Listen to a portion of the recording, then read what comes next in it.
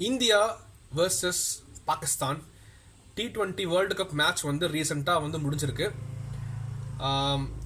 இந்த ஒரு மேட்ச்சில் வந்து இந்தியாவோட கேப்டன் வந்து பாகிஸ்தான் கேப்டன் வந்து ஹேண்ட் ஷேக் பண்ணல, ரெண்டு பேருமே பேசிக்கவே இல்லை, ரெண்டு பக்கம் பிளேயர்ஸுமே வந்து பேசிக்கவே இல்லை அப்படிங்கிற மாதிரிலாம் வந்து ஒரு கான்ட்ரவர்சியான ஒரு விஷயம் வந்து போயிட்டுருக்கு. நியூஸ் பேப்பர்ஸில் டிவிஸில் பார்க்குறோம். நாம் வந்து இந்த ஒரு சர்ச்சையான ஒரு செயலுக்கு பின்னாடி என்னுடைய ஒரு கருத்து என்ன அப்படிங்கிறத வந்து பார்த்தோம்னா ஒரு பேசலாம், உங்ககிட்ட ஒரு ஷேர் பண்ணலாம், ஒரு டிஸ்கஸ் பண்ணலாம்னு நினச்சேன். பேசுவோம். என்னுடைய ஒரு அண்டர்ஸ்டாண்டிங் படி ஒரு விளையாட்டு அப்படிங்கிறது என்னன்னா, மனநலம் இருக்கு இல்லையா, மனநலம் உடல்நலம் ரெண்டையுமே வந்து நம்ம நல்லா வச்சுக்கிறதுக்கான ஒரு டூல், ஒரு கருவி தான் வந்து பார்த்தோம்னா ஒரு விளையாட்டு. ரொம்ப கஷ்டப்பட்டு பண்ணுற மாதிரி இருக்காது, ரொம்ப ஜாலியாக இருக்கும். ஆனாலும் நம்மளுடைய மனநலம் ப்ளஸ் வந்து உடல் நலம் ரெண்டுமே வந்து நல்லா இருக்கும். நம்ம விளையாட்டில் நம்ம வந்து இம்ப்ரூவ் ஆக அப்படிங்கும்போது நமக்கும் இன்னொருத்தருக்கும் ஒரு போட்டி நடக்குது விளையாட்டில். அந்த விளையாட்டு நம்ம வந்து எந்த அளவுக்கு ஒரு போட்டியாக எடுத்துக்கிறோமோ, நேர்மையோட சேர்ந்து நம்ம வந்து அந்த ஒரு விளையாட்டை ஒரு போட்டியாக நம்ம எடுத்துக்கிறோமோ எந்த அளவுக்கு, அந்த அளவுக்கு நம்ம வந்து பார்த்தோம்னா நிறைய நம்ம ட்ரைனிங் பண்ணுவோம், பயிற்சி பண்ணும்போது ஆட்டோமேட்டிக்காக நம்மளுடைய மனநலமும் உடல் நலமும் நல்லா இருக்கும். இந்தியாவோட ஒரு பிளேயர் வந்து ஒரு ஜெயிக்கிறாங்க, ஒரு ஒலிம்பிக்கில் ஜெயிக்கிறாங்க, இல்லை ஒரு வேர்ல்டு லெவல் இன்டர்நேஷனல் லெவலில் ஒரு போட்டி நடக்குது, அங்கே ஜெயிக்கிறாங்க அப்படின்னு சொல்லும்போது ஏன் பெருமைன்னு சொல்கிறாங்கன்னா, என்னுடைய ஒரு புரிதல் எப்படி இருக்குன்னு வச்சுக்கோங்களேன். ஏன் பெருமை அப்படின்னு சொல்லும்போது, ஒரு இந்தியன் பிளேயர் வந்து ஒரு உலக லெவலில் ஜெயிக்கிறாங்க அப்படின்னு சொல்லும்போது அந்த இடத்துல அந்த விளையாட்டுக்கான இந்த மாதிரி ஒரு மனநலத்தையும் உடல் நலத்தையும் நல்லா வச்சுக்கிறதுக்கான ஒரு கருவியாக இருக்கக்கூடிய அந்த விளையாட்டை அந்த நாடு வந்து நல்லா மதிக்குது.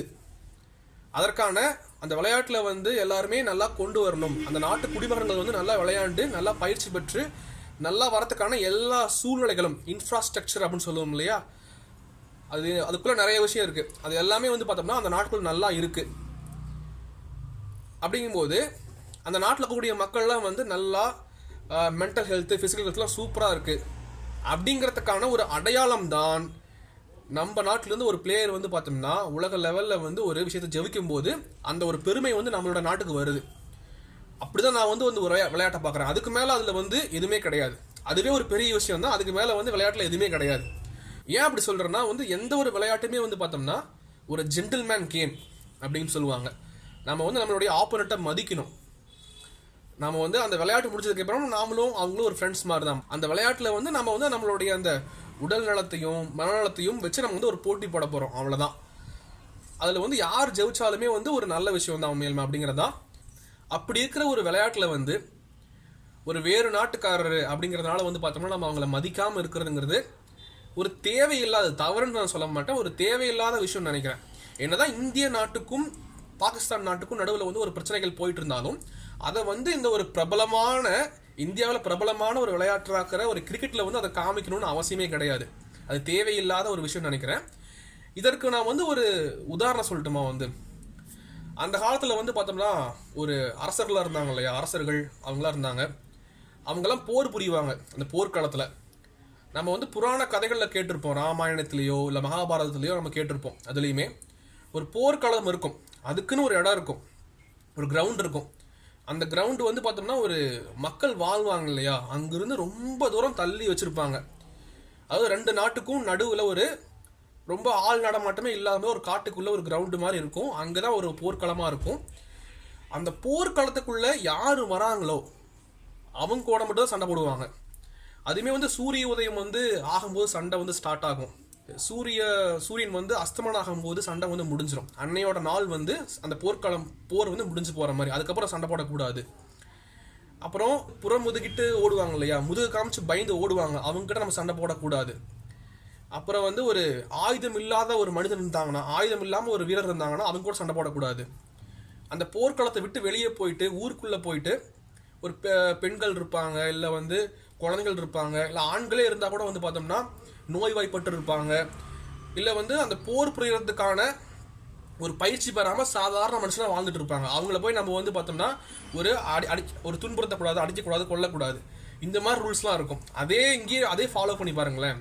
என்னதான் வந்து இந்தியாவுக்கும் பாகிஸ்தானுக்கும் நடுவில் ஒரு பிரச்சனை இருந்தாலும் நாம வந்து ஒரு விளையாட்டு வீரரை போய் நம்ம வந்து பார்த்தா மதிக்காமங்கிறது என்ன போய் இருக்கு. அந்த இடத்துல அந்த விளையாட்டு மைதானத்துக்குள்ளே வந்து நம்ம விளையாட வந்திருக்கோம், அவ்வளோதான். அங்கே போய் நம்ம வந்து அந்த ஒரு நாடு, அந்த ஒரு பிளேயர்ஸ்னு சொல்லிட்டு அந்த பிளேயர்ஸ் சம்மந்தமே கிடையாது. அவங்க வந்து அந்த ஒரு முடிவு எடுக்கிறாங்களா, ஒரு பிரச்சனை நடக்கும்போது அவங்க முடிவெடுக்கும் இடத்துல வந்து பார்த்தோம்னா பாகிஸ்தானில் இருக்கிறாங்களா, அவங்க வந்து அதிகார முடியவர்களாக இருக்கிறாங்களா, அவங்கள போய் நம்ம வந்து தேவையில்லாமல் நம்ம வந்து ஒரு பெண்களையும் குழந்தைகளையும் நம்ம அடிக்கிற மாதிரி தான், அதே மாதிரி தான் இதுவும். ரெண்டையும் ஒப்பிட்டு பார்த்துக்கலாம். தேவையில்லாத ஒரு மனுஷங்களை போய் நம்ம வந்து மதிக்காமல் பேசாமல் இருக்கிற மாதிரி பண்ணுறது. எனக்கு ஒரு சந்தேகம் இருக்குது. ஏன்னா வந்து இந்த ஒரு பெரிய ஒரு டோர்னமெண்ட்டு, இந்தியாவில் வந்து ஒரு பிரபலமான ஒரு விளையாட்டு கிரிக்கெட் அப்படிங்கிறது ஒரு பெரிய ஒரு டோர்னமெண்ட் வந்து பார்த்தோம்னா இந்தியாவிலையும் இலங்கையிலையும் நடக்குதுன்னு நினைக்கிறேன். நடக்கும்போது கண்டிப்பாக இந்த மாதிரி ஒரு கான்ட்ரவர்சி வரும்போது கண்டிப்பாக எல்லாருடைய அட்டென்ஷனும், மக்களுடைய அட்டென்ஷன் வந்து அந்த ஒரு கேமை நோக்கி திரும்புது எல்லாருமே. ஏன்னா அதுக்கு பின்னாடி ஒரு பெரிய பிஸ்னஸ் இருக்குது. நம்ம எத்தனை மக்கள் வந்து அந்த வியூவர்ஷிப் அப்படின்னு சொல்லுவாங்க, எவ்வளோ மக்கள் வந்து பார்த்தோம்னா அந்த ஒரு மேட்சை பார்க்குறாங்களோ அந்த அளவுக்கு வந்து பார்த்தோம்னா பின்னாடி அந்த ஒரு மேட்ச்சில் வந்து பார்த்தோம்னா நிறைய பணம் வந்து புரளும், நிறைய ஸ்பான்சர்ஷிப் கண்டிப்பாக இருக்குது, நிறைய கம்பெனிஸ் வந்து பார்த்தோம்னா இதில் இன்வால்மெண்ட் இருக்குது. அப்படிங்கும்போது இந்த மாதிரி ஒரு கான்ட்ரவர்சியை தேவையெல்லாம் உருவாக்கி ஒரு அட்டென்ஷனை வந்து எல்லா மக்களுடைய அட்டென்ஷன் எல்லாத்தையும் வந்து பார்த்தோம்னா அந்த ஒரு கேம் மேலே திருப்பி பார்க்க வச்சு பேச வச்சு என்னை வந்து இந்த மாதிரி ஒரு வீடியோ பண்ண வச்சு இதெல்லாம் தேவையே இல்லை.